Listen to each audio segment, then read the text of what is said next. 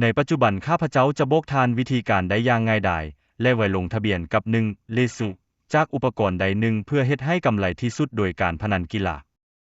เปิดตัวท่องเว็บในโทรศัพท์หรือคอมพิวเตอร์ของทานเขียน1เลสุในแท็บค้นหาและไปหาเว็บไซต์ที่เจ้าทันทีที่ไปที่เมนูหลักเลือกปุ่มลงทะเบียนค่อยแนะนำให้เจ้าเลือกทางเลือกอีเมลเพราะว่านี้แม่นการลงทะเบียนที่สมบูรณ์ด้วยการปกป้องข้อมูลของทานในที่นี้ทานเลือกประเทศสกุลเงินภาคพื้นใส่ที่อยู่อีเมลของทานชื่อนามสกุลและเบอร์โทรศัพท์สำหรับการปกป้องสร้างรหัสผ่านที่เข้มแข็งและใส่รหัสโปรโมชั่น ZEP777 ซึ่งให้ 200% ให้กับเจ้าฝากเงินและกดปุ่มลงทะเบียนข้าพเจ้าจะออกรหัสส่งเสริมการขายสำหรับทานในคำเห็นภายใต้วิดีโอหลังจากนั้นตืมเงินใส่บัญชีของทานในวิธีที่สะดวกและเอา200%ของทานในเงินฝากครั้งทำอิฐ